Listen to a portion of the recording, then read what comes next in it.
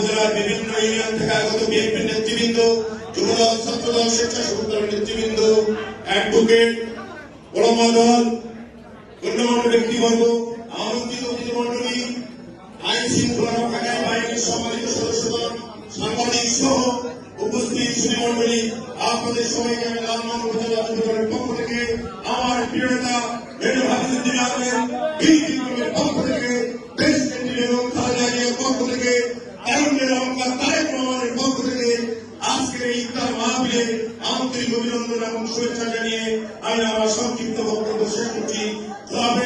বাংলাদেশ জিন্দাবাদ, বাংলাদেশ জাতীয়তাবাদী দল জিন্দাবাদ, মেজর হাফিজউদ্দিন আহমেদ বীর বিক্রম জিন্দাবাদ, লালমোহন তৈরিবন্দের মানুষের জয় হোক, বাংলাদেশ জাতীয়তাবাদী দল বিএনপি জিন্দাবাদ, দেশ নেত্রী বেগম খালেদা জিয়া জিন্দাবাদ, শহীদ রাষ্ট্রপতি জিয়াউর রহমান অমর হোক। সকলকে ধন্যবাদ।